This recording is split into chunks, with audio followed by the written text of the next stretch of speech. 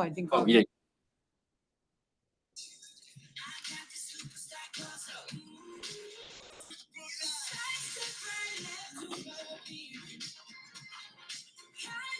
This is BTS, right? Yes. Okay. Someone who's so pro and support Korean studies. I actually am very ignorant of K-pop. So I do watch a little bit of K-pop. I don't watch. I don't know that many. I know the drama more. Yeah. I don't. I like the old school Korean crooners who sang in Korean. Oh. You know, 'cause Oh, yes. they sing in English, so it's no value for Korean study.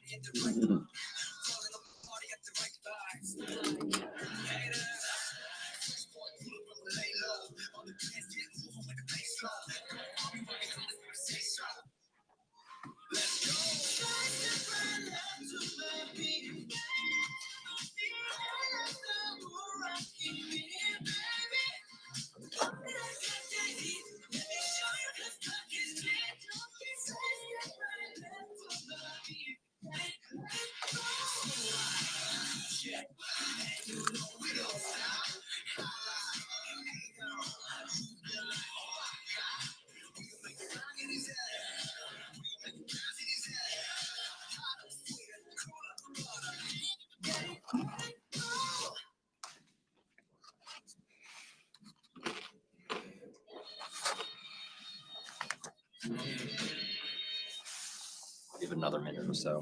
Sure.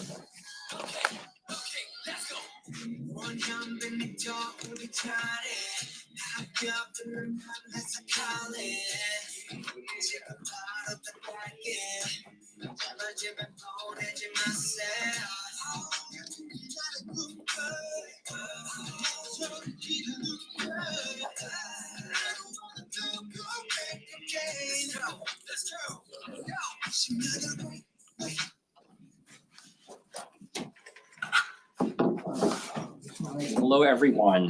Welcome to our final event in the Rethinking Korea Speakers Series this academic year. I am Philip Tai, Director of the Northeastern University Global Asian Studies Program and Associate Professor of History and Asian Studies.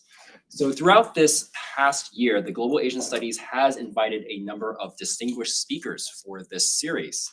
Specialists of history, of literature, anthropology, international relations, diplomacy, and so forth. Bringing the Northeastern community fresh perspectives on this very, very critical region of the world.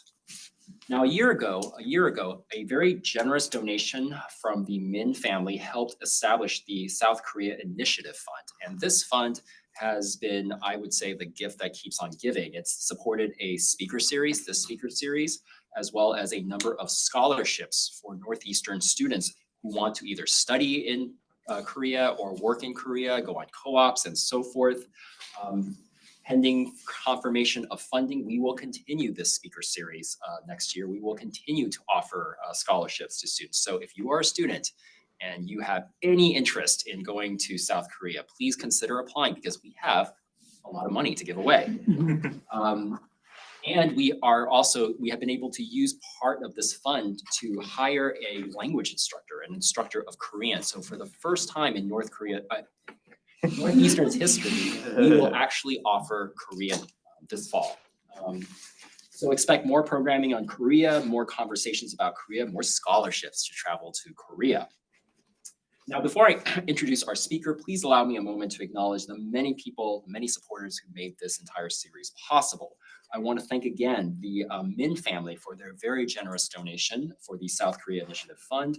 I want to thank Michelle Davis at the University Advancement Office for originally securing this support. I want to thank all my many colleagues at Northeastern and the Global Asian Studies program. They have done a lot of work behind the scenes and offer so much of their time and support to help support this series. I want to thank the many co-sponsors for this speaker series, the Department of History, Philosophy and Religion, International Affairs, as well as the Northeastern Humanities Center and the Center for the Arts. Finally, I want to acknowledge our wonderful staff who made this possible, our events coordinator, Len McPhee, who's standing outside, our student co-op, Jianbang Liang, who is unfortunately unable to make it because he is recovering from surgery. Okay, so now let me go ahead and introduce our speaker this afternoon.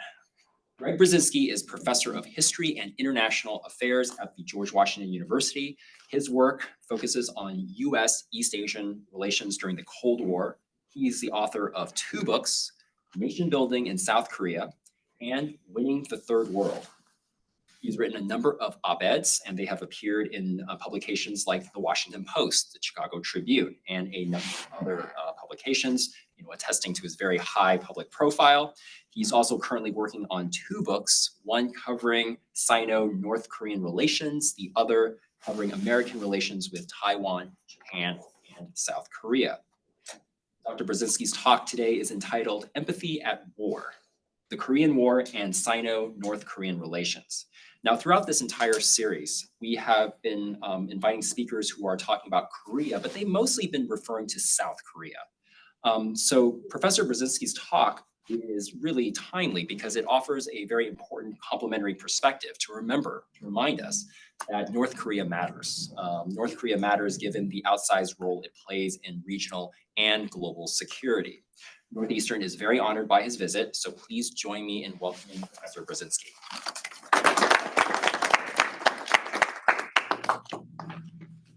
Thank you, Philip. It's an honor to be here.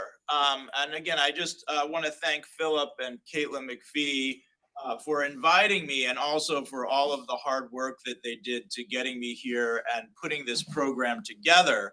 It's also a privilege and an honor to be here at Northeastern. We have a great graduate of Northeastern who's in our MA in Asian Studies program at the Elliott School now.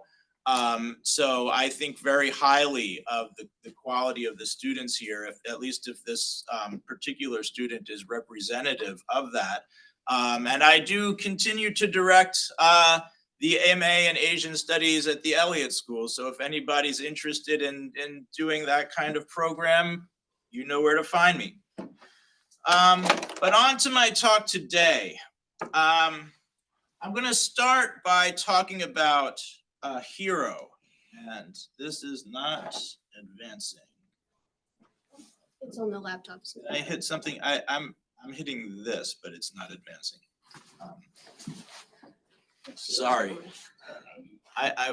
Okay, there we go. So it's back to these buttons. Okay, so I'm going to start by talking about a hero of the Korean War.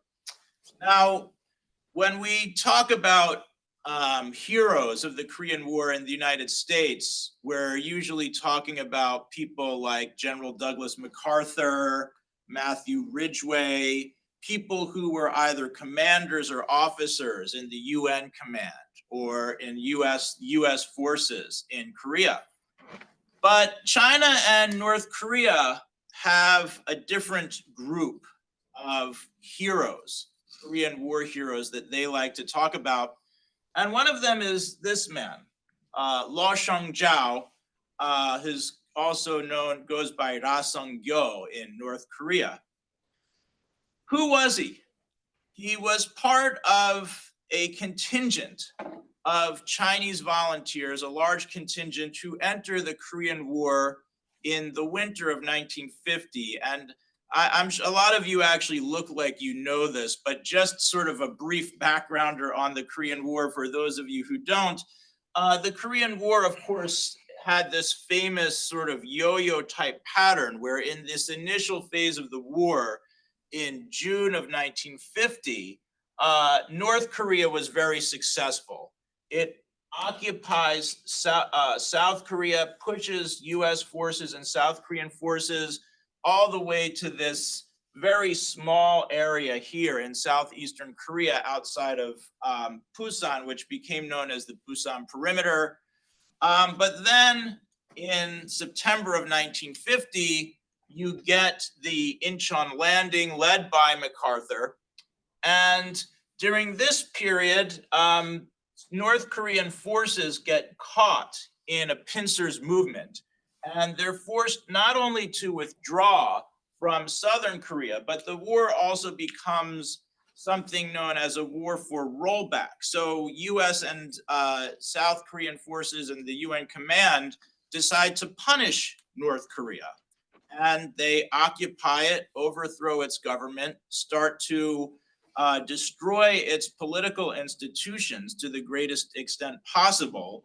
And this is the situation in North Korea in the fall and winter of 1950, when Chinese forces finally enter the Korean Peninsula to aid North Korea. They drive South Korean and US forces temporarily. They actually recapture Seoul before an UN counteroffensive that stalemates that pretty much stalemates the war along the 38th parallel. So it's during this period in the winter of 1950 when Chinese forces enter the Korean Peninsula and more or less rescue North Korea from the UN, from UN occupation, that Luo Shengzhao makes this heroic sacrifice. And what happens is he's stationed in Pyongan province, which is not far from the North Korean capital of Pyongyang, and he hears a young boy crying for help. And he rushes to the scene and he sees a North Korean child, a teenage boy, about drowning in icy waters. So Luo Shengzhao dives, strips off his uniform, dives into the icy waters, pushes the boy whose name is Trey Yong out of the water, but he himself couldn't get himself up. So he ends up drowning and sacrificing himself to save this North Korean child. In North Korea, he's been remembered for a long time. They named a small river near where he made this sacrifice, the Luo Shengzhao River. And there's actually this inscription, there's a stone placed near the river, which says that they hope that all of the people born within the 3,000 miles of Korean territory will remember well our great friend and comrade Luo Shengzhao and study his great international spirit. And this Luo Shengzhao became a major war hero in both China and North Korea. In fact, during the 1950s, North Korea would often send these so-called friendship delegations to China.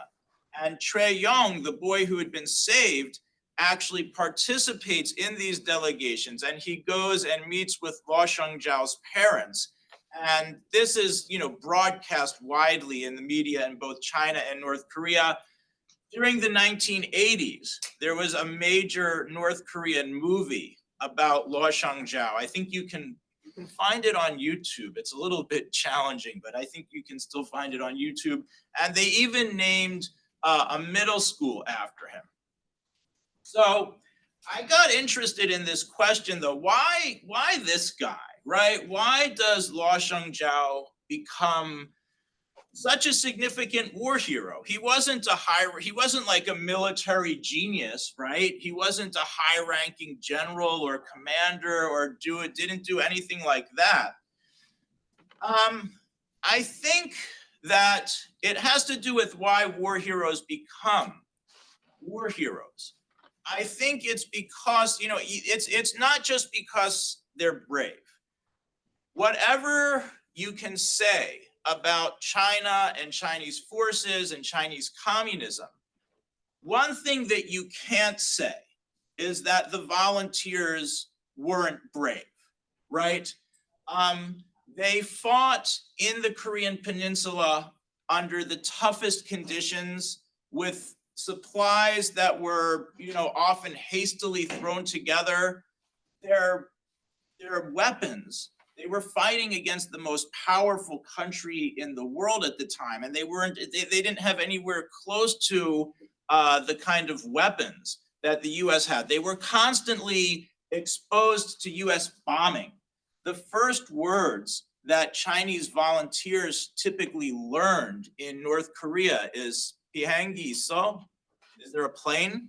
Because American planes were constantly bombing almost anything that could move, right?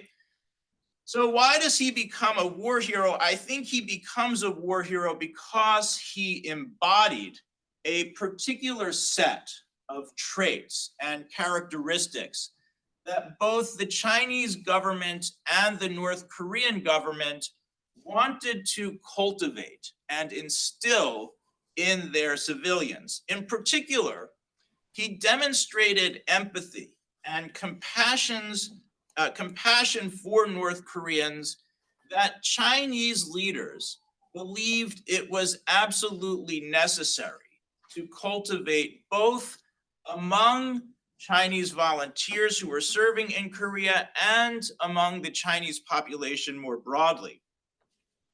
But even while he demonstrated compassion and empathy, he also became the subject or the target of empathy in North Korea. He became a symbol of the sacrifices that the Chinese volunteers and the mothers of the Chinese volunteers and that Chinese society as a whole was making for the sake of North Korea during the war. And so I call this this general idea or general feeling that the Chinese and North Koreans were trying to promote mutual empathy. Now, I'm aware, first of all, that empathy is not a Chinese word.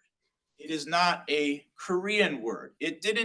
Empathy didn't even take on its current meanings in the Western lexicon or in the American lexicon until about the 1960s, right? It was used very differently over time. But I needed to, I think it's the best representation that I could think of, the best English language expression that I could think of that to encapsulate the range of feelings and emotions and even ideas that the Chinese and North Korean governments were trying to cultivate in their citizens. The basic definition of empathy, this comes from, Martin L. Hoffman, who's sort of one of the leading experts on the subject. I mean, there's been tons written about it, both by historians of emotion, psychologists. I took a relatively basic definition, but it means the involvement of psychological processes that make a person have feelings that are more congruent with another situation than with one's own situation. So in other words, if North Korean children were being killed by American bombs, Chinese were supposed to really feel the pain, the grief of the parent of those North Korean children. Similarly, if volunteers were killed, North Koreans were supposed to feel the sadness of these Chinese families. I think it's also embodied in some Chinese expressions. One of the phrases that is often used to describe the Chinese-North Korean relationship is "chunwang churhan."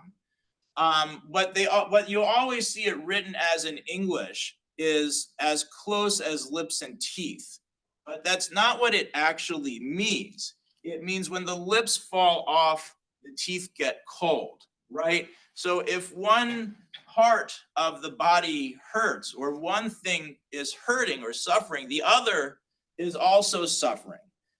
North Korea and China would often, and I forget the exact Chinese characters, I think it's Donggan something, but share weal and woe together is another common expression. They should have the same emotions, right?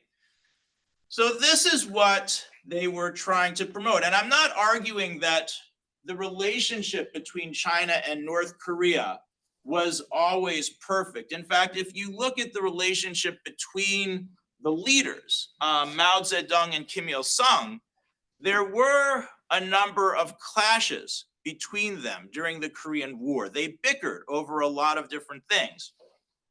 What did they bicker over? There were disagreements over the joint command, right? Because when the volunteers enter the Korean War, they're fighting alongside North Korean forces. Who commands this joint effort? Kim Il-sung If you know anything about him, this won't come as a surprise to you. Kim Il-sung thinks it should be him.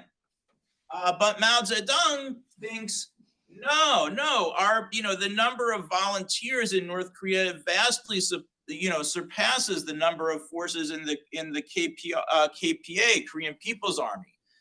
So they argued over this, and finally it was settled by Joseph Stalin, who was regarded as sort of the leader of the communist world at the time. And Stalin writes to Kim Il-sung and said, look, you better accept Chinese leadership here. But Kim was never completely happy about that. They also disagreed over wartime strategy. Early in the war, Kim Il-sung doesn't want the war to end unless the Korean peninsula is reunified.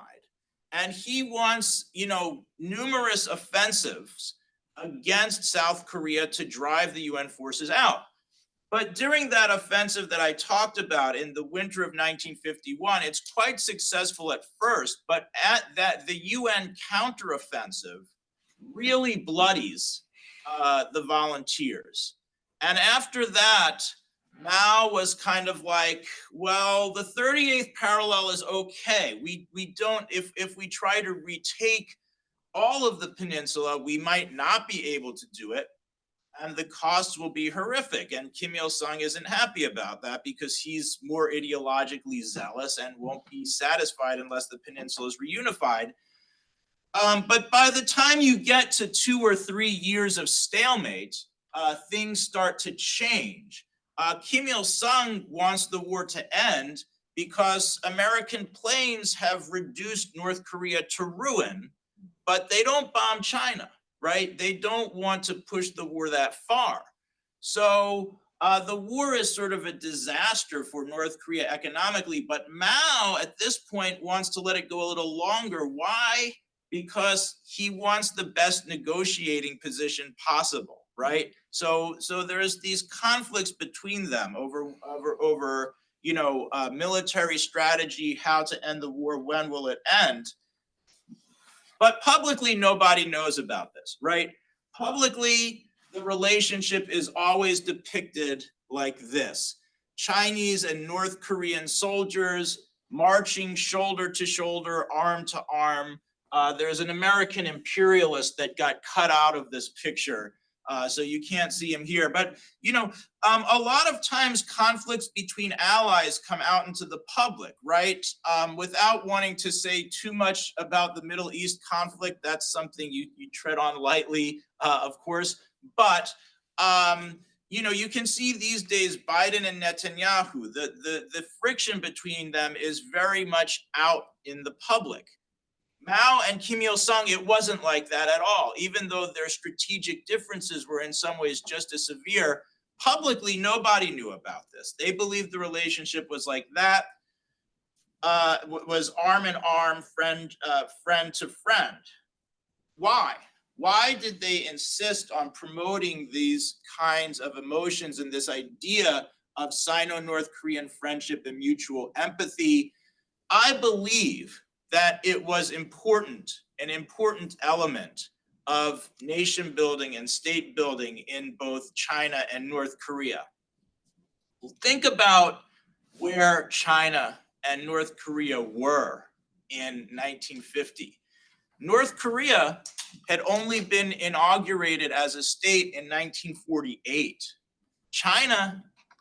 The People's Republic of China had only been inaugurated in 1949 after 5 years or 4 years of bloody, well, actually more than 4 or 5 years, but talking about the Chinese Civil War is complex because there were periods of conflict and then periods of united front, but they basically waged all-out war once World War II ended. But the CCP only consolidates power in October of 1949. And both states really, there's still some dissent. Nobody knows that, 60, 70 years later, there's still going to be a People's Republic of China and a Democratic People's Republic of Korea. The odds were even against them in some ways. In China, there were many who remained loyal to the Kuomintang and weren't eager to submit to communist rule. And both sides realized how do you build popular commitments to the state? You need people to believe in something, but just as important as those beliefs are the emotions that undergird those beliefs. Get people emotionally invested in your state and in your state objectives, and also in the war, right? In China, there hadn't in China, not everyone had initially supported going to war over Korea because China itself was, such a new state at the time. There was also, on China's side in particular, one of the questions that they had to deal with was the volunteers, right? This was the name of the Chinese force. They're not called they're not called the People's Liberation Army during the war. They're always called the volunteers. Why? Because there's no declaration of war. So the CCP's mentality is that, well, we're not declaring war and sending the army. These are just volunteers who are going from China to aid another fraternal communist regime that's in need. But interesting, these volunteers included some people who had been, party members for a very, very long time. But there had also been a lot of people from the Kuomintang or nationalist armies who'd fought against the CCP during the Chinese Civil War, who had been incorporated into the Chinese forces. What was their loyalty like, right? It wasn't certain. And many of them were actually not that loyal. And they, when given a chance to surrender, not only did they surrender, but after the war, they went to Taiwan. Right. So how do you make sure that people in these Chinese volunteers who are fighting are as loyal as possible? You need to influence how they think and how they feel. Right. How do you motivate them to fight? To fight a better equipped army under these horrific conditions? One way that they did it was with rhetoric. And I want to ask someone who has never studied Mandarin and has no experience with Chinese characters. I don't know if there's anyone like that in the room. I get some weird answers to this question sometimes. What does this look like? Any takers? Some people know, but Any idea? A tent. A tent, okay. Not quite the meaning, but if you look at it, I actually, a lot of people say like a tent or some I've gotten much, some bizarre answers. What are those Bizarre than I what are those expected. bizarre answers? Right, it's a tree, right? Why do I say that? Because Mao Zedong rhetorically was a genius when it came to motivating people. This is one of the first Chinese characters that you would learn were you to take Chinese 101. It's something that even members of the volunteers who weren't college educated, weren't high school educated, maybe even had only had a few years of elementary education, that they would know, right? So this was Mao Zedong makes this well-known speech in which he issues a sort of charge to the volunteer. And Mao and Kim, they were both heads of government that had what was called a cult of personality. And in governments with this kind of cult of personality, the words of the leaders often tend to become particularly prominent.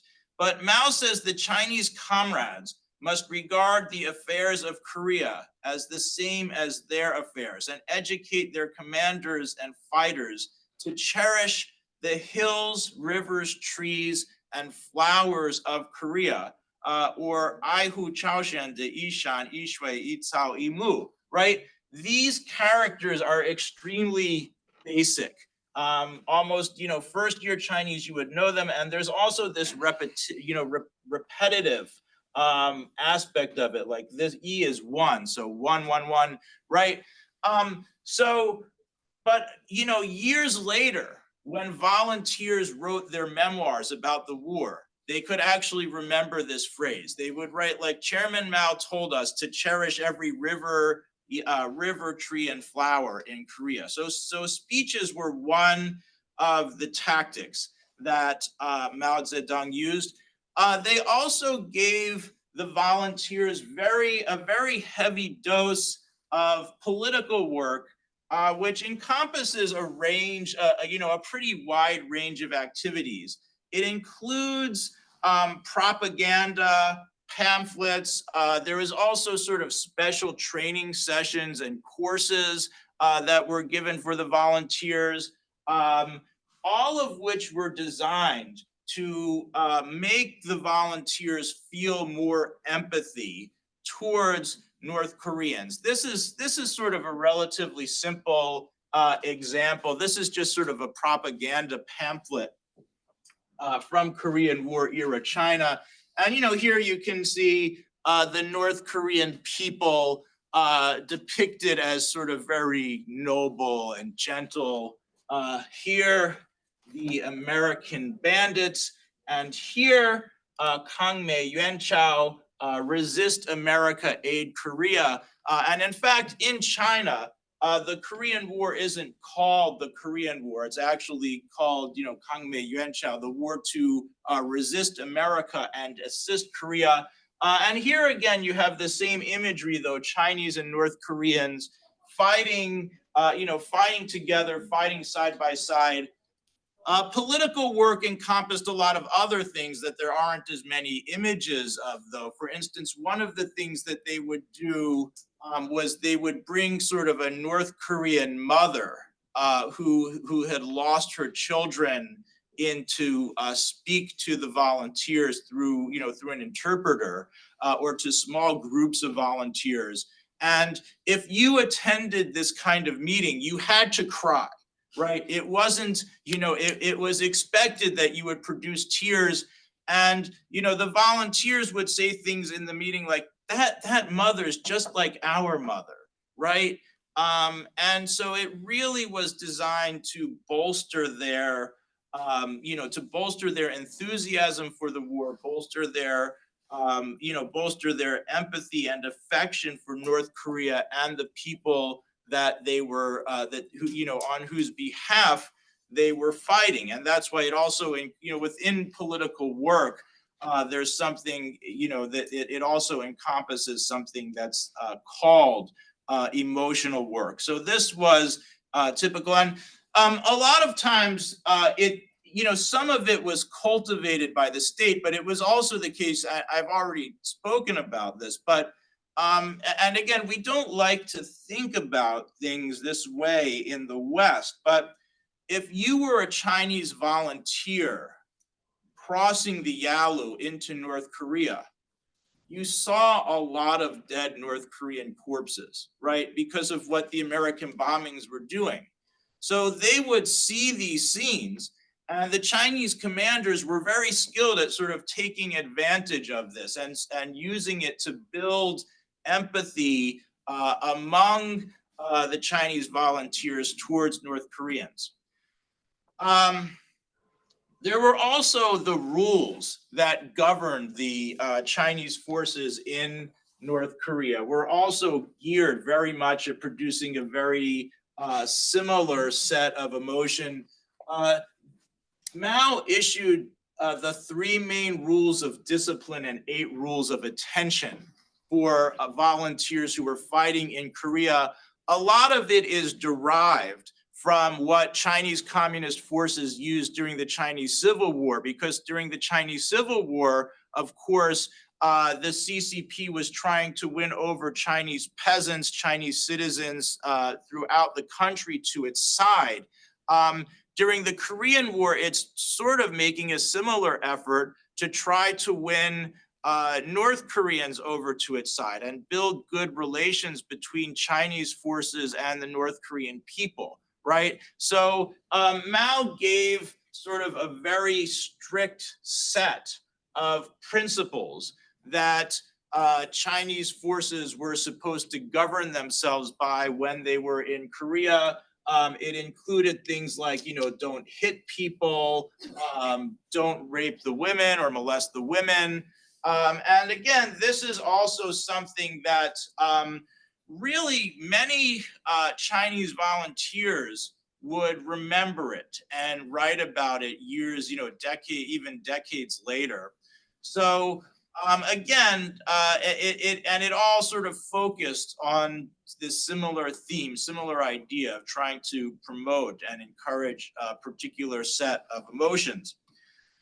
Songs, music always has this unique capacity to make people feel particular emotions. When you hear that favorite song or sing a particular song, and the war songs that were often sung by Chinese volunteers who were fighting in North Korea were actually designed to instill this very set of emotions, feelings of compassion for the North Koreans, feelings of friendship for North Korean civilians who they encountered. This is actually a song book that was, distributed among Chinese volunteers during the Korean War. There's a collection of enemy materials that during the Korean War, the UN command captured a lot of materials from both the Chinese volunteers and North Koreans. All of these materials are now in the National Archive. So that's how you can get something like this. You probably couldn't get it very easily in China these days, I imagine. I've never seen anything quite like it in Chinese archives, though I've seen some other very interesting Korean War era documents, but I've never seen, sort of propaganda like this.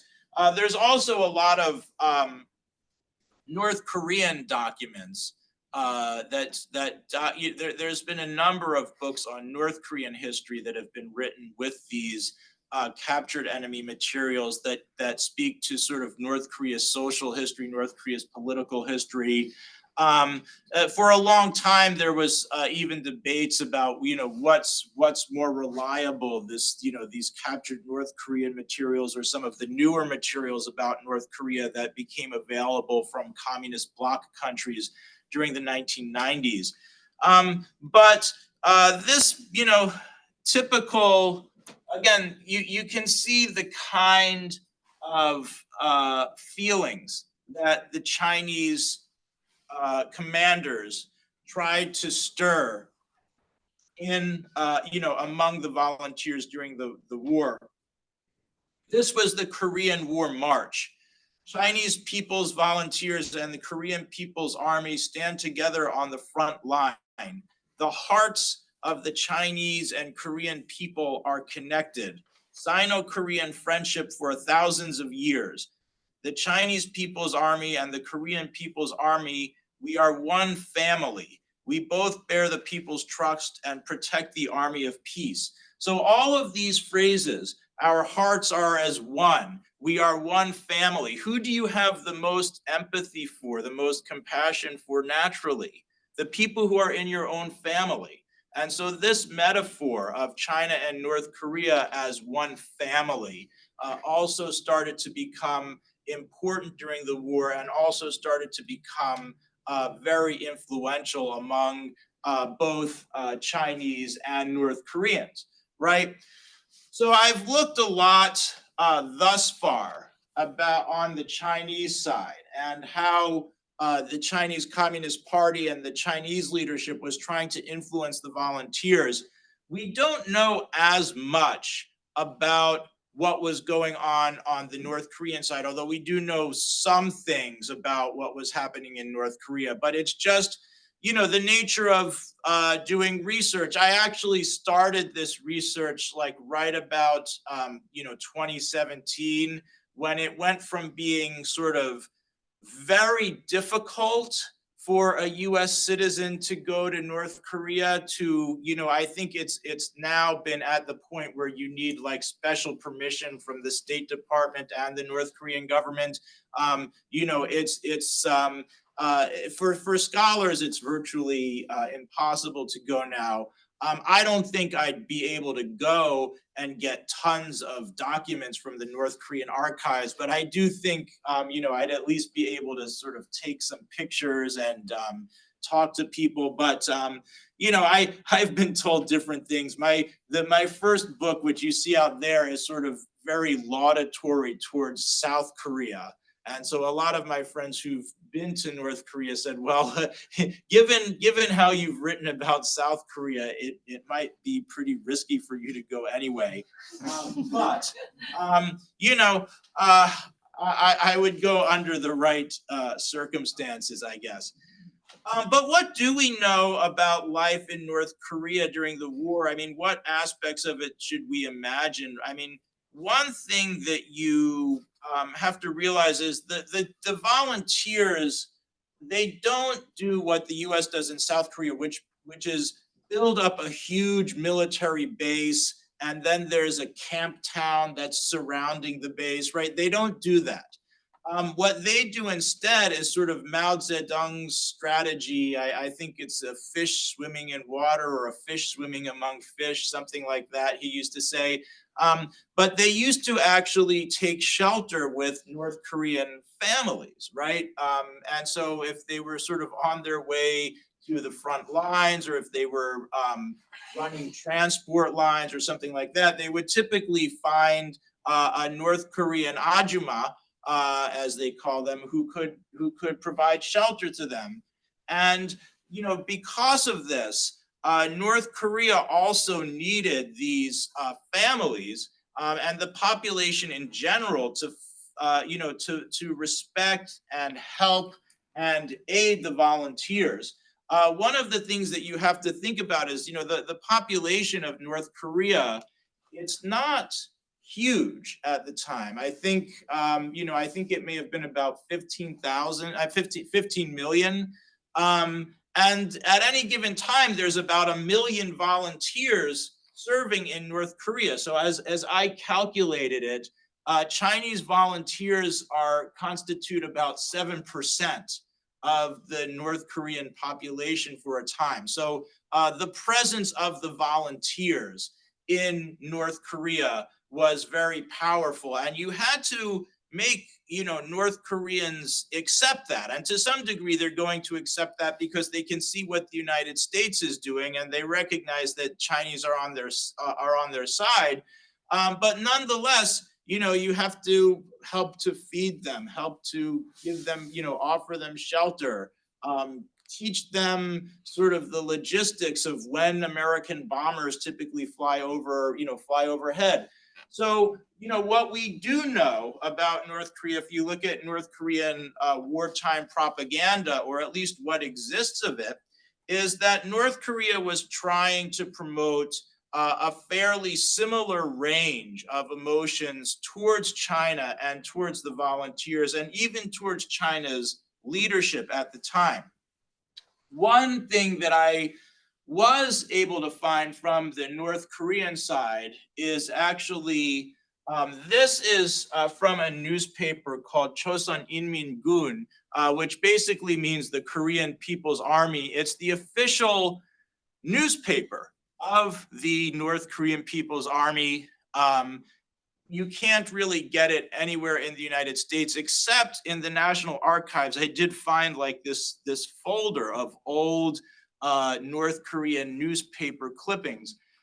What's sort of interesting about this is, if you look at the date, December 3rd, 1950. So this comes from a period, Chinese forces are just first starting to enter the Korean peninsula and cross the Yalu in large numbers. There's still tons of American forces in North Korea. It's really about Christmas. Like there's the famous Hungnam evacuation, which occurs around Christmas. It's really around Christmas that, the UN forces and South Korean forces are, almost completely driven out. But the first thing they do, one of the first things that they do is get their printing presses back in operation and start printing, propaganda for the military. And what is this about? It is about the Chinese People's Army, right? It basically says that, the Chinese volunteers are fighting against our common enemy, Nietzsche, American imperialists. They're fighting with us together, and they are Hyungjejok Chunu, which means brotherly militant friends. Chunu is like, warped, hard to express it. It's sort of like an ally, but it's a little bit more than just an ally. And in the article, you can see just as the Chinese were encouraging volunteers to look at North Koreans as part of their family, so by the same token, North Korea was encouraging its people to view the Chinese and the volunteers as being part of a common family with them, and to encourage a similar range of emotions and feelings, right? So generally throughout the war, this was an important part of how the Chinese state and the North Korean state tried to build solidarity between their two peoples for the sake of having a stronger war effort. And also, I would say, an important part of how they built loyalty to their own states and how they created emotional unity among their own peoples, which didn't completely exist at the time. What is the overall significance of this, the lasting significance? I would say three things. First of all, it set a pattern in some ways for Sino-North Korean relations during the Cold War. If you look at China-North Korea relations during the Cold War, there were actually a lot of disagreements between the Chinese leadership and the North Korean leadership. There's a well-known Chinese scholar, Professor Shen Zhihua, who teaches in Shanghai. And he's written a very long book in Chinese that details all of the disagreements that occurred between them during the Cold War. But even while these were happening, the pattern that was set during the Korean War was very much the same. These differences were rarely made public, and the idea of Sino-North Korean friendship was constantly propagated to the people at large and remained influential in a lot of different ways. Second, I believe that it played an important role in consolidating both the Chinese and North Korean states. In general, wars tend to foster foster loyalty. Often they foster loyalty and patriotism towards one's own government. But, I can't be completely conclusive about this, but one thing that we have to look at is by the end of the Korean War, very few people thought that either North Korea or the People's Republic of China was going to just dissolve, right, by 1953 or disappear. They remained very poor, but most people would say they're a reality. And that wasn't really the case in 1950. Was it completely because of the Korean War and how this idea of mutual empathy also encouraged loyalty in a way to their individual states? I can't say that's completely the case, but I would argue that it was an influential and important factor.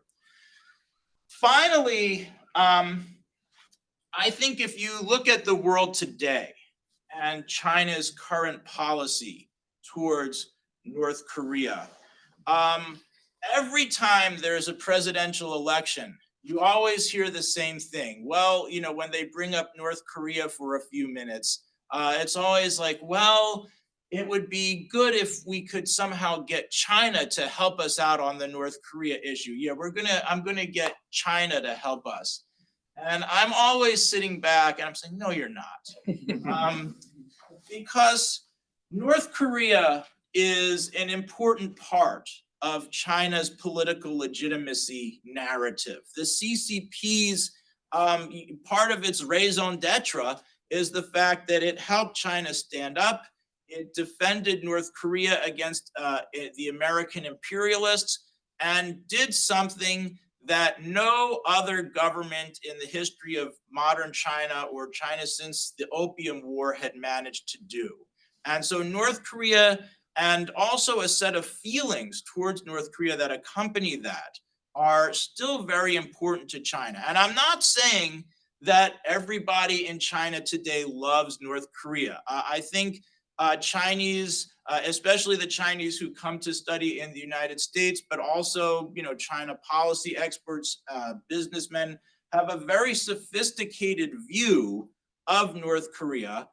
But there are also still a lot of publications in China that they don't show us as much in the US, but you can find them, which praise the good old days of China-North Korean friendship. In fact, some of the times I've been able to find North Korean movies on YouTube. Who posts them? Not North Koreans, I guess, but Chinese.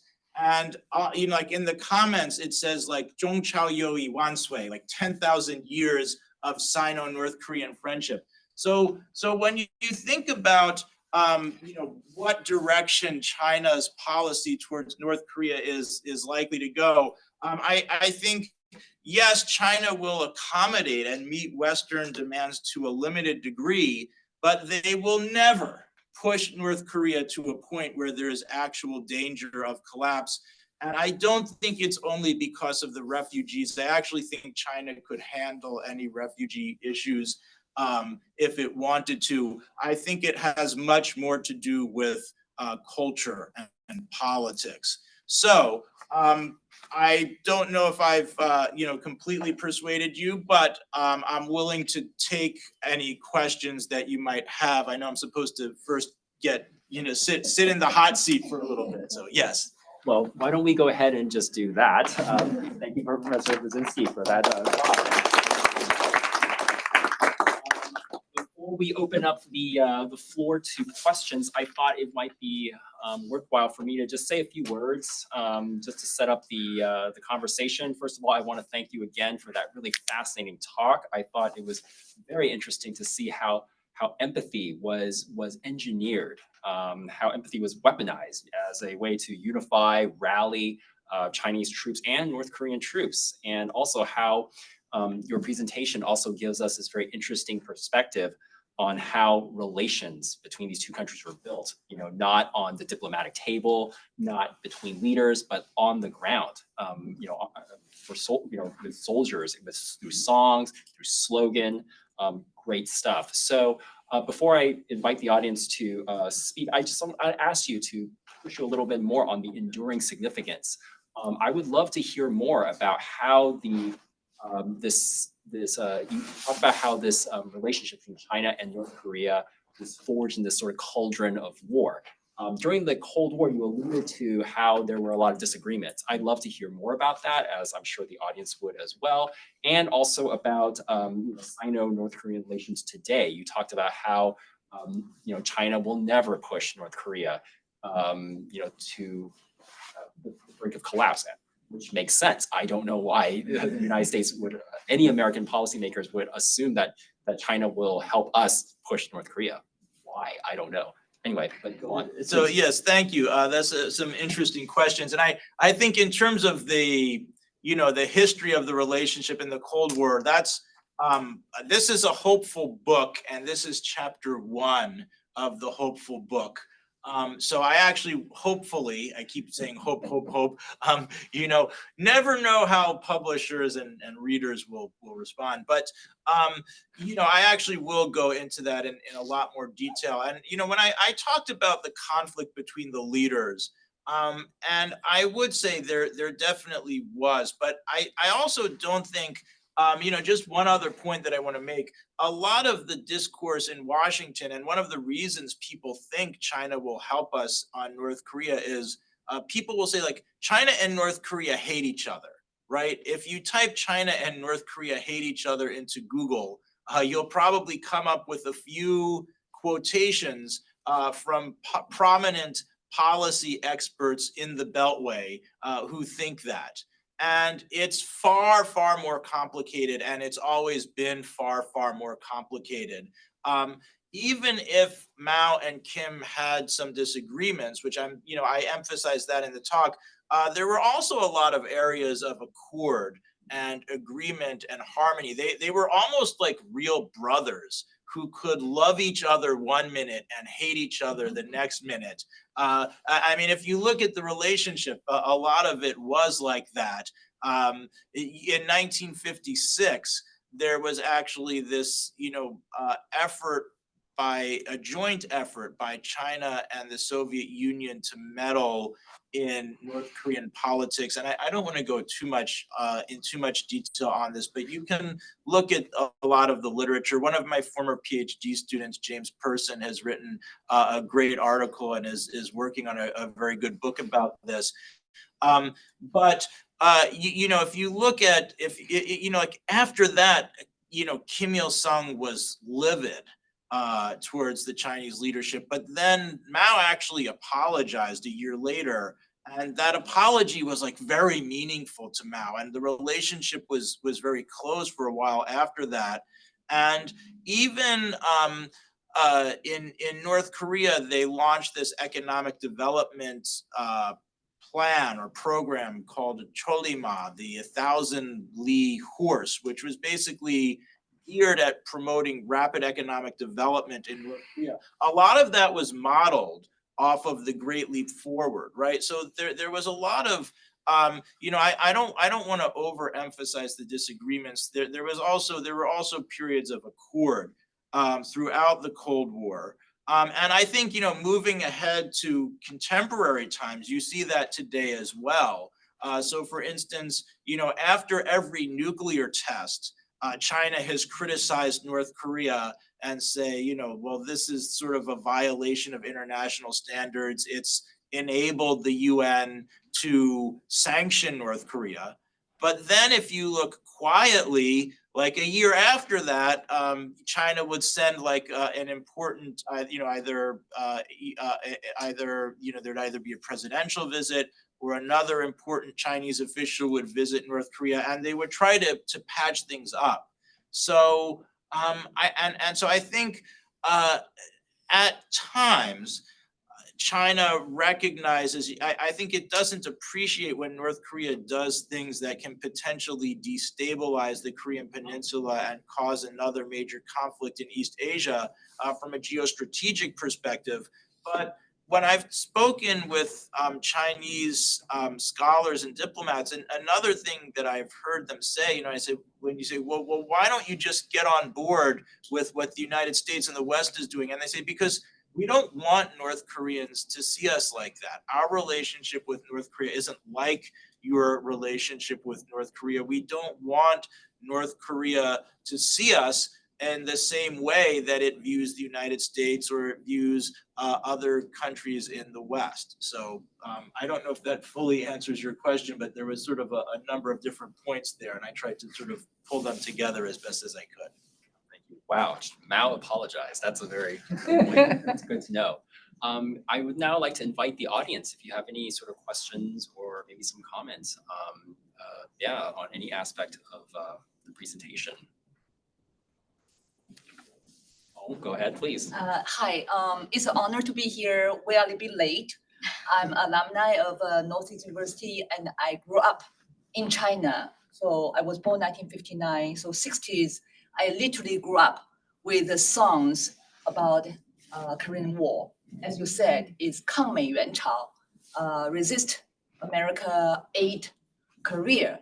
And given North Korea borders with China, and my own hometown is from northern part of China, and I grew up eating Chinese the pickled vegetables. Right, the And, you know, kimchi. yeah, and also the songs I grew up, I even teach my children how to sing those songs. And they are full of morality, and then confidence, country building. And well, Mao Zedong, Chairman Mao sent his own son, the firstborn son, and who was killed maybe within 3 months in Korea. So that's a very harsh reality that to me as a Chinese citizen, we knew that the Korean War is almost like fighting to protect your own country simply because North Korea bordered with China. But one thing I want to share with you is that I didn't know much about how this started, what's the cause, but I heard from a soldier who fought in the Korean War. He said Chinese side did not want to go into war.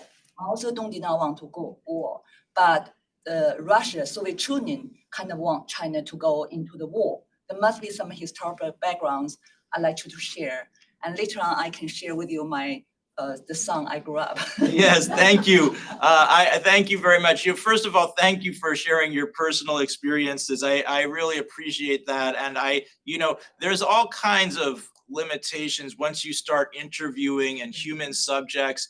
So a lot of times I did talk to Chinese people who shared their experiences. I was able to, talk with someone who'd been a nurse during the Korean War, and was sort of interviewed for me by a friend.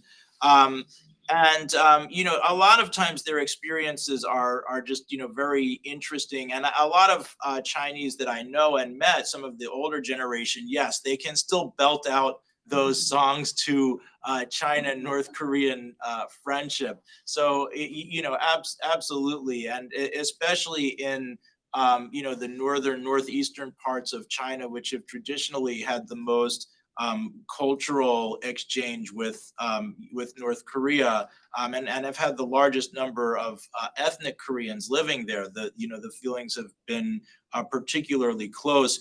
And I also liked what you said about there being sort of a lot of moral in those songs, like a lot of morals, because Mao Zedong, like he wasn't just using them to promote friendship towards North Korea. It was about more than that.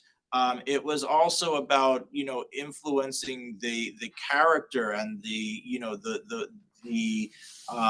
way that Chinese people themselves thought and lived at a very a profound level. That's what communist state building is all about. So I appreciate that thought very much. In terms of how did China get involved in the war, there is actually a lot of debate about that among historians. And there are some historians who certainly agree with what you've said. And there were a number of meetings between Kim Il-sung, Mao Zedong, and Stalin prior to the war. And from Stalin's perspective, what sort of the interesting dynamic is Kim Il-sung wants to invade South Korea in 1948, right? He's constantly telling Stalin he's going to do it. Stalin keeps saying no, because what you're going to do is bring the US into the Korean Peninsula, and that's going to be World War III. What changes Stalin's mind is the victory of the Chinese Communist Party in China in 1949, because then all of a sudden he thinks, well, communism must be the way of the future in East Asia. So if they could do it in China, they could do it in a small country like Korea. And there was an agreement before the war that if North Korean forces got into trouble, that China would help them out. But it was also premised on the assumption that the Soviets were going to send air support, which of course they never did. So that's why North Korea was so leveled during the war, because the Soviets didn't want to get involved. But there's also another school of history, which I also find very persuasive if you know Chairman Mao and his feelings towards North Koreans. If you look at Mao Zedong, even what he writes in the 1930s, he's always very sympathetic towards Korea and the fact that Korea is a country that's experiencing colonialism and oppression at the hands of the Japanese, just like China is. And early in the Korean War, the US invasion really bothers Mao.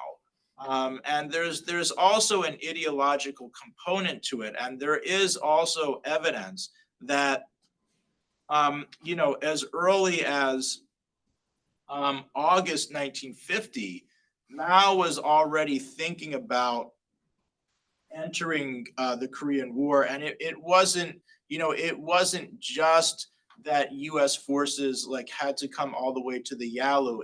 It was out of a sense of fraternal obligation between the Chinese Communist Party and North Korean Workers' Party that was very deep. Another important component of this is that a lot of Korean nationalists during World War II had actually been in China. And this is, Kim Il-sung's claim to fame is that he'd been leading these guerrilla forces against the Japanese colonialists. And there were some North Korean forces and fighters who actually fought with the CCP during the Chinese Civil War. And so Mao felt some sense of obligation to them. So ultimately, the question of why does Mao send, the point I'm trying to make with a lot of background is why does Mao ultimately decide to send Chinese forces across the Yalu in the winter of 1950, even though some people in the party are against it? It's a complex question. Yes, it does have to do with the prearranged discussions with Stalin and Kim Il-sung, but it also has to do with his own sense of loyalty and his own desire to be the leader of a broader East Asian revolution. So, thank you. Thank you. Junyu, go ahead, please. Yeah, hi. My grandfather from my father's side was a veteran from the Korean War, and he told me about the hard situations there. There were teenagers or adults from his village went to the war, but he was the only survivor came back from the Korean War. And he told me that his only feeling was it's damn cold there and it's hard to fight against the Americans because they got planes and bombers and all the advanced weapons. And he showed the medal he earned from the Korean War, and every year government officials would pay a visit to our home and to send some volunteers to help my grandfather and to make his life better before he passed away. But nowadays, our generations treat the Koreans were the evilest regime in the world, and we treating the Korean government as the meme, like Kim Fat the third, and Pang, and the first Kim Il-sung as a big fat. So what would you predict if Kim Jong-un passed away? Will it continue the dictatorship, or it will become a more chaotic situation in North Korea? Right. Well, sort of a couple of, you brought up sort of a couple of personal points that are, very interesting to me, and then asked a question. So I just, I have one sort of a comment in response to what you said, and that point that you made about, the party looking after the former volunteers for so long. That is an aspect of the Chinese Communist Party that we don't see here. And it's important to them, and it's not recognized. And I certainly also recognize, though, that as you say, younger Chinese watch a lot more South Korean drama than they watch anything from North Korea, right? And they're much more, a lot of them are much more sympathetic, but not all. If you look online, you can still find some Chinese papers that write very sympathetically towards North Korea and sort of are trying to resuscitate Maoism and sort of old style Maoism. So there's that still it's not gone. And I think it's more prominent in certain ranks of the CCP. For instance, with Xi Jinping, he so consciously tries to emulate Mao in a lot of ways. But aside from that point, what would happen if Kim Jong-un were to die suddenly? That's something I would say a couple of things. First of all, everybody always predicts that North Korea is going to collapse, right? And it doesn't happen. When I was in graduate school in the mid-1990s, people were saying, oh, well, East Germany collapsed and all of these communist regimes in Eastern Europe and Central Europe collapsed. Well, North Korea's next. No, it wasn't, because North Korea is different. And the way it's built popular loyalty is different, and in some ways more effective. Even if its economy is worse, it's more effective than what the Eastern and Central European governments had, and it's been more effective at closing information from the outside world, even though not completely effective, right? But I think first of all, Kim Jong-un is pretty young, so I don't wish bad things on anybody. So I don't, occasionally people always get obsessed with the health of North Korean leaders, but there's no indication that will happen before his children are old enough to take over. But were it to happen, I think his sister could, his sister's very powerful. So that would be what I would expect to happen, first and foremost. So. Yes, please. Hi, I'm visiting scholar here, but my major is sociology.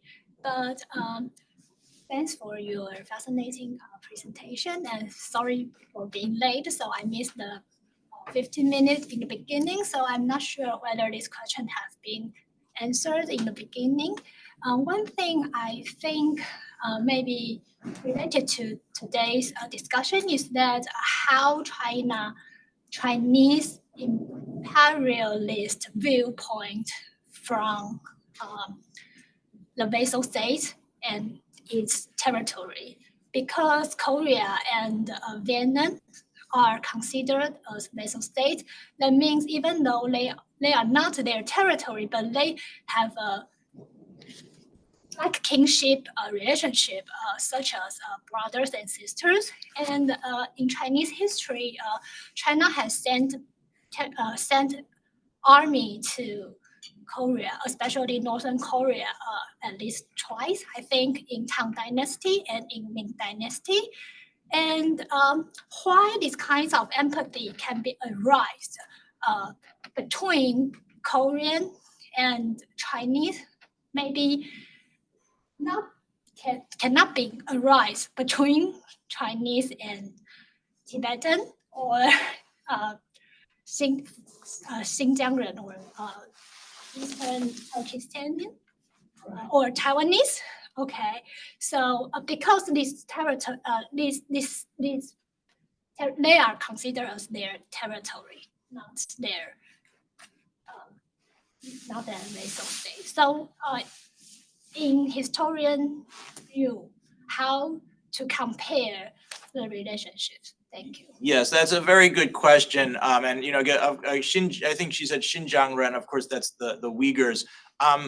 I would say, and I fear the criticism I may get for this book is that, you don't say enough about the relationship between the Chosun dynasty and the Qing and the Chosun dynasty and the Ming. I think, you're absolutely right. That in terms of how you characterized it, there was, and again, what was the tributary system? That's another whole debate within the field of Chinese, among Chinese historians. But generally, I think it's fair to say that China exercised suzerainty over Chosun, and that the Chosun dynasty sort of would, formally recognize the Qing dynasty, and that there was, the Qing dynasty conveyed a certain legitimacy to Chosun. So the relationship was historically close, and I do think that plays into this in some ways.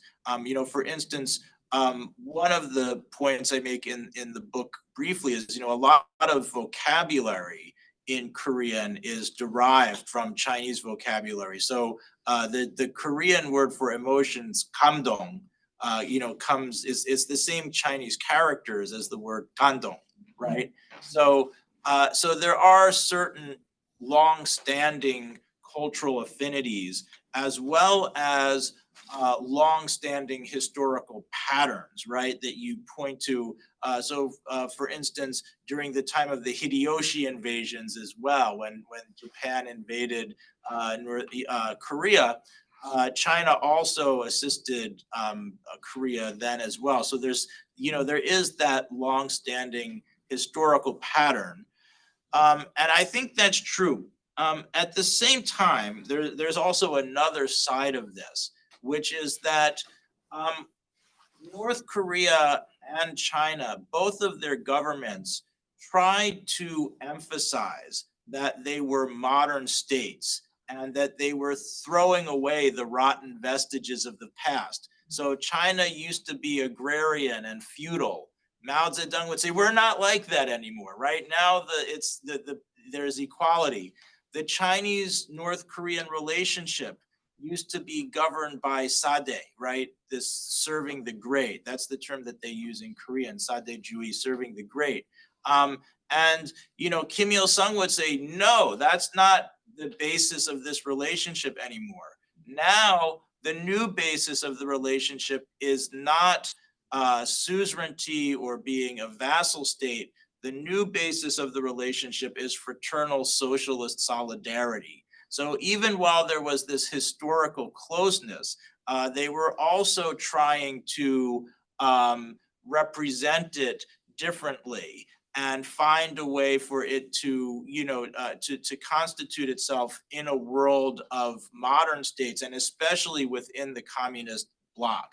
So very good point. And something it's actually something I've been struggling with in finishing the book. How much do I want to talk about Chosun and the Qing and the relationship during prior years? And I've opted. Once you open that up, there's just so much there. So I haven't spoken about it too much, but I think it's a very good point. Any other questions? Or more? Yeah, so thanks for the wonderful presentation. And also I have a question about the relationship between Korea, North Korea, China, and then the Soviet Union. So just in the Korean War, the Soviet Union did not public intervene, but meanwhile they also send pilots secretly to assist the Chinese to build their own their own air force. And then in the end, so they have some type of each other, but later on, China and Soviet Union, their country relationship become from friend to enemy, and then in the end, they will go again recover, becomes a class with Soviet Union, and now Soviet Union become Russia. I just wonder how this kind of China and the relationship between China and the Soviet Union, it affects the relationship between China and North Korea, or how the three countries their relationship contribute with each other. Right, and it's actually the relationship between the three of them is actually a complex triangle in a lot of ways. I think this period, even though it's the Soviets, I think what you said is right. The Soviets don't actually send their own pilots to the Korean War theater, but they do train Chinese pilots and try to give them some basis in sort of anti-aircraft. How to deal with American aircraft. There are American pilots who are shot down. It's just not nearly enough to counter the tremendous, advantage that the U.S. had in terms of aerial supremacy. But I do think that the Korean War, though, and the period immediately after it is probably a period of relative harmony between China and the Soviet Union. China needs the Soviet Union very much. It's willing to temporarily defer to the Soviet Union as sort of the leader of the socialist camp, yet there's also some undertone of jockeying for influence in North Korea between the two. Who would be more influential in North Korea in the long term? Would it, be a Soviet satellite, or would it be closer to China? And even before the Korean War, you could have some sense of this because the Soviets, of course, occupy Northern Korea in 1945. But by 1948, 1949, their influence is already being replaced by Chinese influence to some degree. And then once you get to the Sino-Soviet split, and a lot of that starts to happen with de-Stalinization and Khrushchev's secret speech in 1956.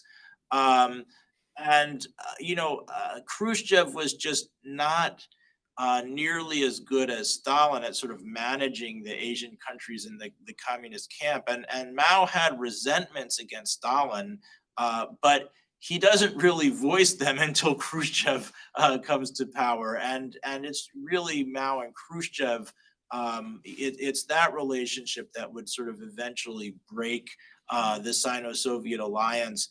And then there's competition between them for influence in North Korea.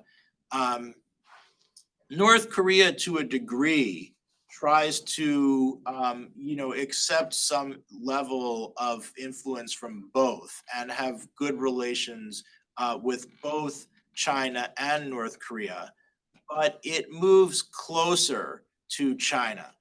From the documents that I've seen, and I've seen sort of Chinese conversations between Chinese leaders and North Korean leaders. Kim Il-sung's conversations with Chinese leaders on some of his visits to China, and a lot of times they say, we don't want to completely, we don't want to completely throw away our relationship with the Soviet Union, but we feel closer to you, like we feel more similar to you. And I think if you look at the overall relationship, for most of the last few decades, China, even if North Korea and China compete for influence, there have been times when the Soviet Union or Russia did a little better. Right now, actually, Russia and North Korea have been particularly close, but generally, it's leaned closer to China, is my view. So, thank you. Thank you very much, Professor Brazinsky, for that excellent conversation. Thank you, everyone, for your questions. Before I wrap this up, let me just make a few announcements. This is really good because the two announcements I have, one relates to giveaway. So right now, the Museum of Fine Arts is holding an exhibition on South Korean pop culture, Hallyu.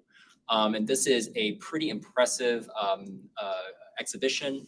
Northeastern students, FYI, you can go to the exhibition for free, but the MFA has very generously given us a few tickets to give away. So Caitlin, would I like to invite you to actually announce the winners. If you have signed in the sheet, you are automatically entered. So maybe Caitlin, you can read the winners of the ticket giveaway first. Yes. Sorry if I mispronounced your name. William Harney. Congratulations. Yay, congratulations. And the ticket will be sent to your email. And then let's see. Jin Ying Wei. Last name Wei. Is it Jianing? Jianing Wei? Okay, Jianing right there. Oh, okay. Winner. Yay! 2 tickets, right? Yes. Okay, yes, thank you both. And now we also have a tradition here at Northeastern where when we invite the speaker, we also give away copies of their book.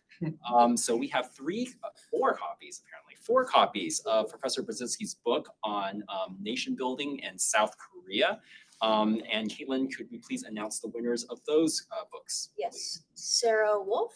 Sarah Wolf. Oh, please. And if you win a book, please stay here because we're gonna also take a photo of you. So please stay here, right there. And we're gonna take a photo of you and Professor Brazinsky. Okay, Ho Cheng Feng. Ho Chang, all right. Ho Chang, woo.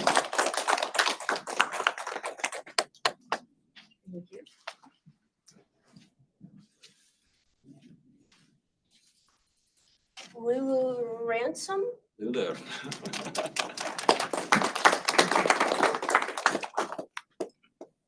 And then Junyo Chung. Wow. Three of the winners are my students in my class. That's just a coincidence. I tell you. Okay, thank you so much. And please, I ask that the winners of the book please stay for a photo with Professor Brazinsky.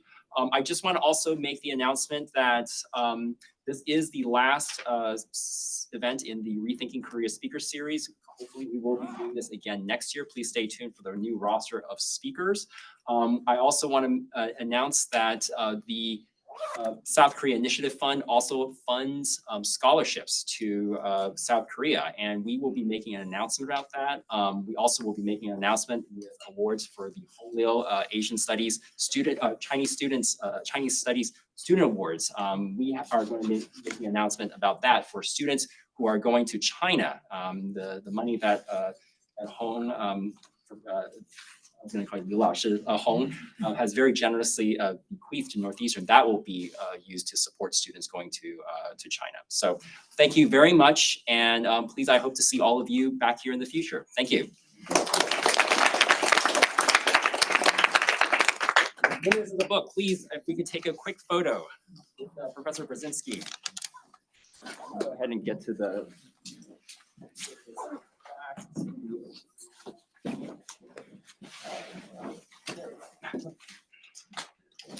Where should I You could be stand? in the middle. I'm in the middle? Yeah, yeah, yeah. Okay. Cameron will be taking the photo right there, our great photographer. I'll move out of the way. I went to a couple. You guys want to look right down the lens here? Okay. Yeah, thank you. Actually, I wanted to mention, I You did too. visit the One more here. exhibition Oh, wow. this weekend. It Yeah. was great. One more. Great. Have you I visited? have not. I'm gonna wait till the summer. Yeah, it's great. Yeah. I would recommend it. Sure. Absolutely. Yes, I am going to Taiwan. How can I spell your name? Yeah. I'm Chinese character writing isn't. Yes, I thought you would like it. Yeah, she was so delighted. I'm sorry. Such a high quality, Yeah. such a high quality. Yeah. Thank you. very much. Thank you. Yeah, Thank you. it's wonderful to Yeah. have all the series. you know, Yes, and, yes, Lots of yes. work. Yes. Congrats. But it's done. This is the Wrapping- last one. wrapping up. How many? More coming. We had 5 this year. Modern Chinese history and culture. Next year.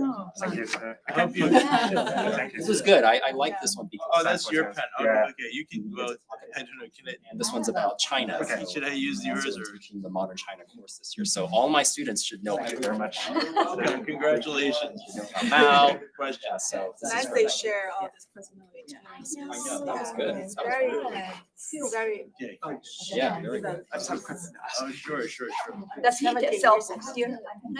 Oh, no. We can get you one. We'll get you one. I'm really impressed with this. Very good. So, Right? We're sharing their presence. What was your name again? Oh, it's great. No, he's a great historian of China and Korea. He's more of a historian of international relations, but he's a specialist in Korea. But he also worked in China when he archived in China. So I it's see, really I great. see. So Chinese and Korean. So next time when I go to National Archive in Washington DC, maybe you should look into some of the documents. Oh, yes. Thank you for coming. Well, you have to know how to look. Okay. Okay. Yeah, I can sign here. Thank you. This is like, the book, I've written it like several times ago, so like, I never see 4 copies together anymore. It's Started the book is. Yes, doing the whole new lecture series. Right. right?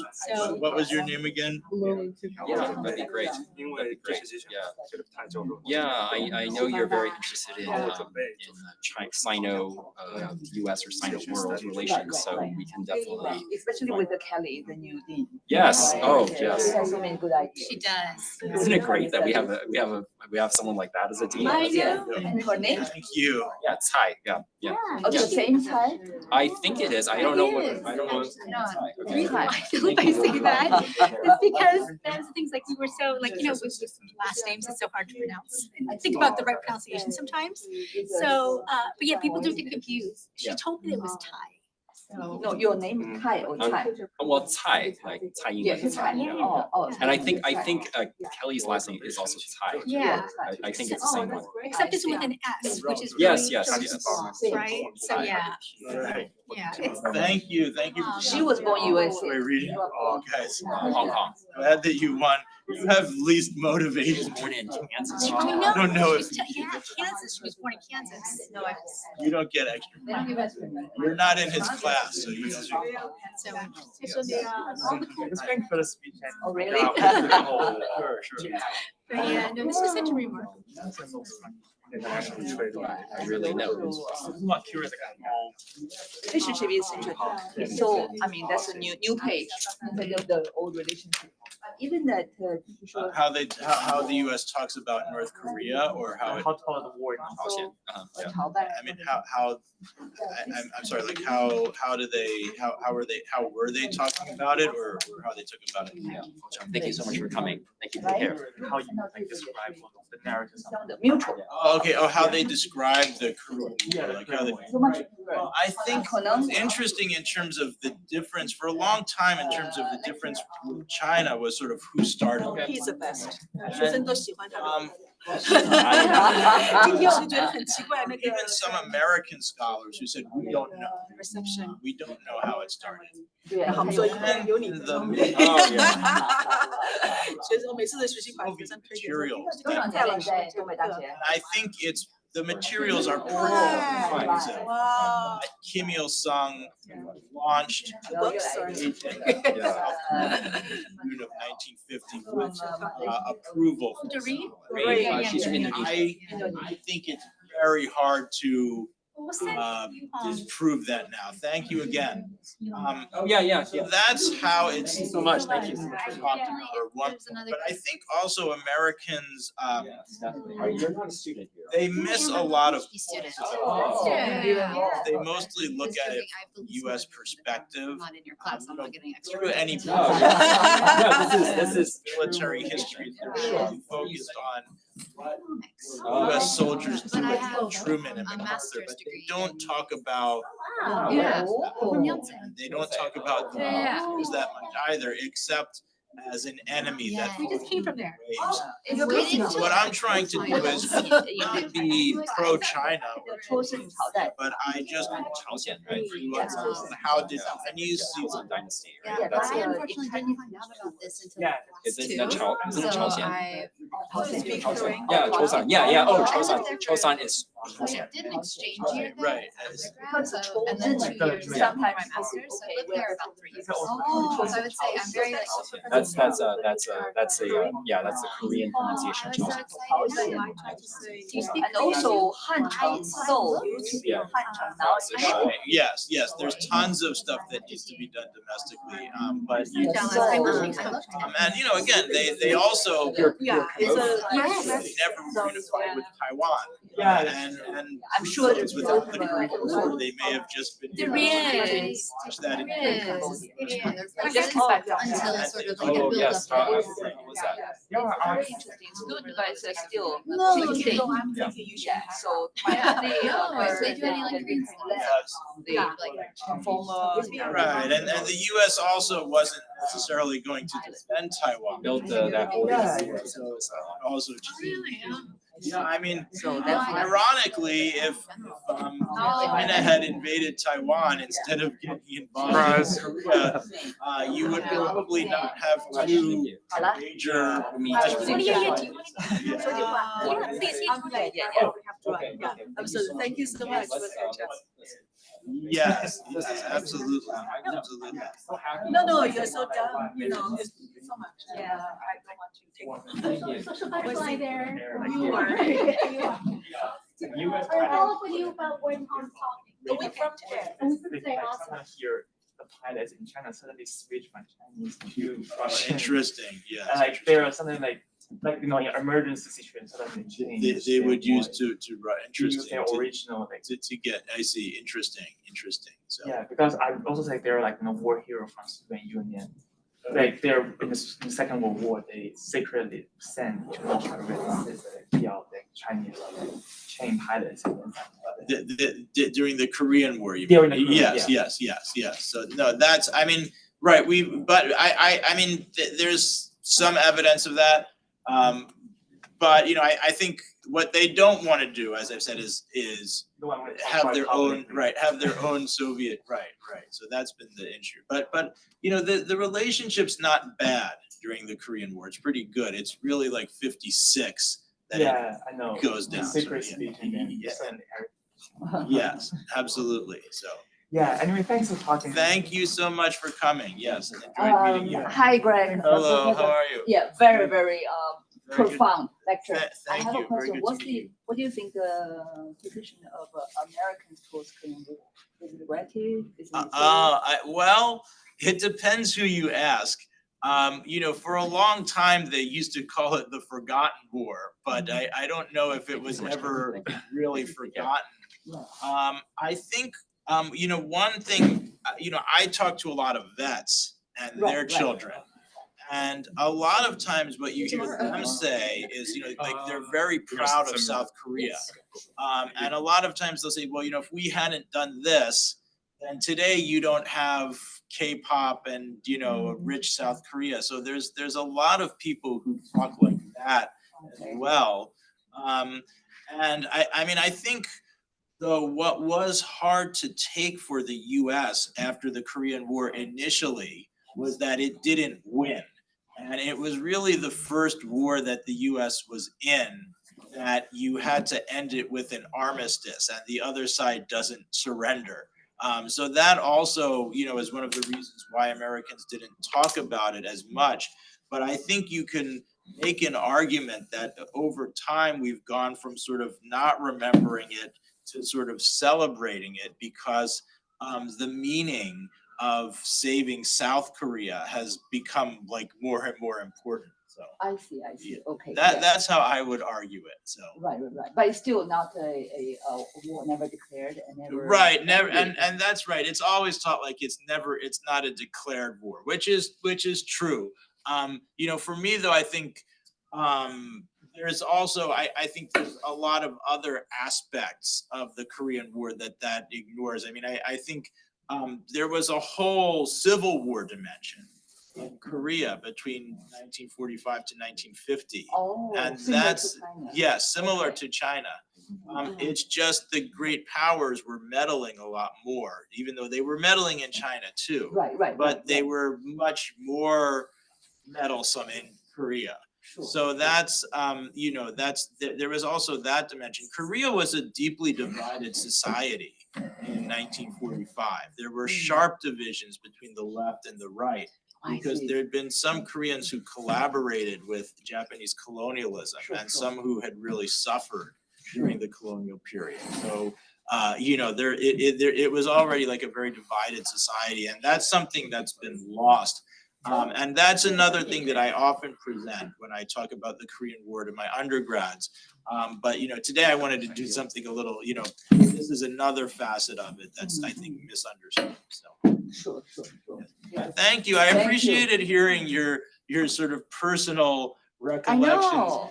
Because I think that really, you know, confirms my ideas a little bit. If you have a time, I mean, next time, there's so many students, ask if any one of them have ever heard of any songs. It is so true. Yes, no, the songs I think the are moral morality, that's something I think any 正义的战争, right? If it's a righteous war. righteous war, you tend to win. If it's not righteous war, you will lose the support from the people and you will never win. right. So that's something it's a created reality or it's a myth or it's when you win, you are the righteous war. I don't know, but personally, I think they did play a good role in empathy, the propaganda. On the other hand, the harsh reality that Israel it borders with China. Yes, So yeah. they feel that USA come to China. That is easily sold.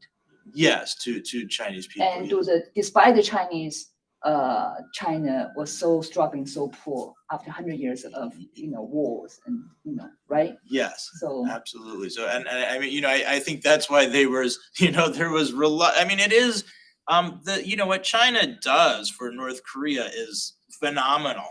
Not only the war, but Chinese aid to North Korea during the 1950s was about 3% of China's GDP. That's amazing. I when you worked think with the about it. aviation authority in China after my graduation from the University of Foreign Service. I do know we have a few contacts outside of China. Right. We did have a direct flight with North Korea. Right.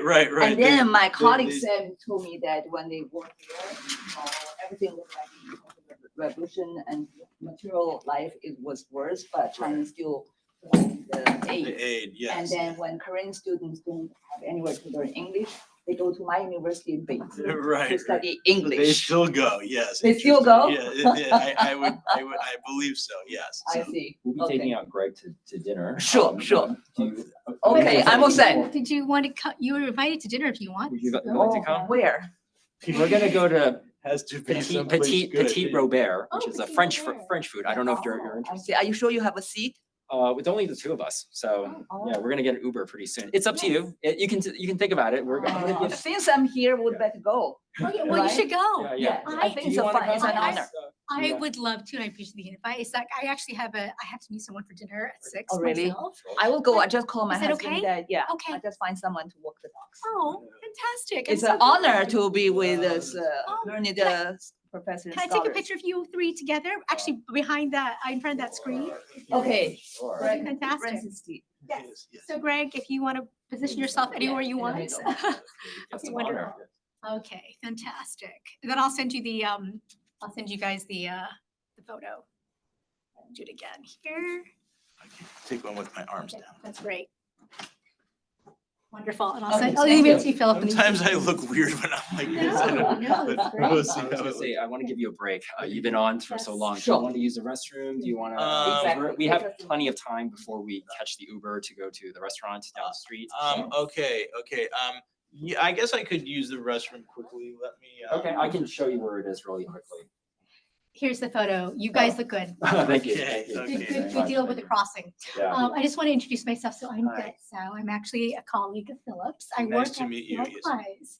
I actually work in the philanthropy advancement office. Okay, very good, Yes. very good. So, well, that's, I hope you're helping him and, Well, our I agree. I mean, too, with your scholarship, because you're a professor as well, right? In Mm-hmm. terms of just getting support for the work that you do, which is so critical. So Yes, yes.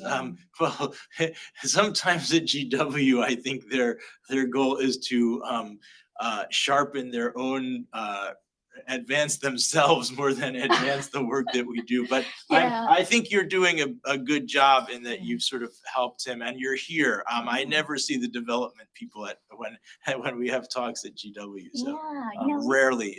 We have some yeah. good, we have it, there's people for the Mhm, university and then mhm. for the school. yeah, And the yeah. ones in the school are good. Mhm. The university, quite variant. quite Yes, variable. but yes. It's great that you came to this. Well, so thank you. I appreciate that. Well, I'm a big believer of the work that Philip is leading.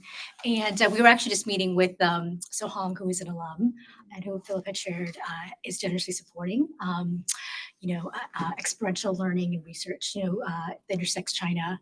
We were actually just meeting with the new dean, Kelly Tai. I don't know if you had a chance to meet her. No. But she's leading the college at this time, very exciting.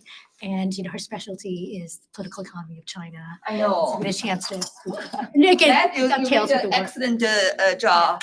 And then meeting the professor and scholars make me feel more motivated and then in a hurry try to make a donation, make an impact. Yes. Because, you know, That's good, Israeli that's investment is really help open the minds, eyes of our younger generation.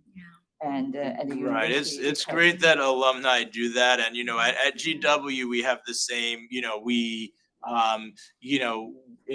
having generous alumni help. Because, I think a lot of schools like, I think Northeastern's done some great things. Its endowment is still not quite like Harvard, so. No. so- No one's endowment. Right, Except but- maybe Yale. But I think that doing these things for the school, helps to improve the reputation of the school.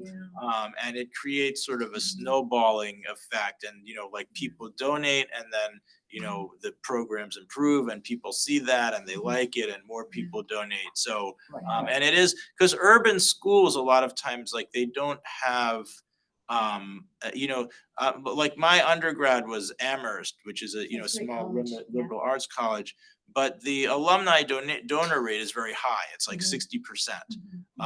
Whereas like urban campuses, they sometimes don't generate that, but I think here they definitely like GW the same. Like we need alumni support is just like much more appreciated at a place like this than like a Harvard where they already have billions. Yes, Whereas yeah. here it's like boom, it impacts. So It's true, just because you said with the endowment differential, right? I mean, Right. Harvard's is like 44 billion, ours is only 1.3, which barely covers operating costs. Right. So to your point, it's one of those things where the donation goes further and it helps even more students, so I think you're absolutely right. Yes, so Well, maybe we'll think about in the future. I did that. So I was in a way, you have been to China, but you have Yes, not been I've to North Korea.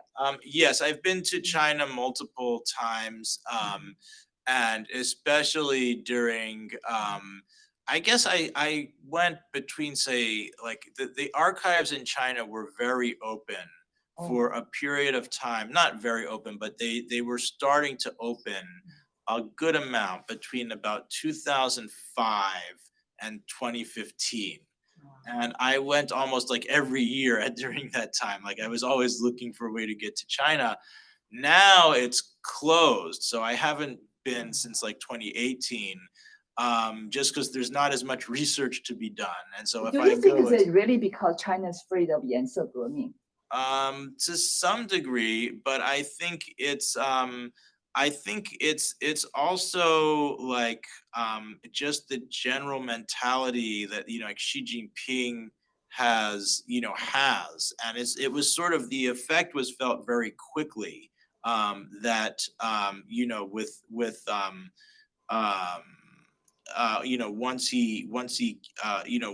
once he took over, and all of a sudden, like archives that were very open, boom, gone. Different So policies. yeah, so it's also policy. It's also, like some things were found in the archives that, the Chinese government didn't like it getting out. So yeah. Okay, it's an honor. Let's use the restroom. Yeah, let's take a break real fast. We three? Yeah, let's. Honor, what an honor. Yes. Why not? I'm really happy that you're able to go. Greg, this is for you. This is a Thank small you. token Yes. of Oh, do our you know where the love. rest- Thank you. And the Thank you. dinner. Let me show you. Yes, and I got, you guys were very efficient. I got the check already, though I didn't catch it. For whatever reason, I felt maybe I should give the talk before I cash it. Oh, no, we I'll want to cash make it sure we're when I good. get home. It's like the opposite of other schools where it's like you're still pestering them like 3 weeks later. I don't know. Whenever I go to the restrooms, I always mask up. Please. I still mask, not often, but I have, since I'm flying as well, I have like a bunch. So where's your restroom? And I'll call you afterwards, okay? All right. Thank you so much for, she's so excited. She was and admires kind of what you're doing, so I think.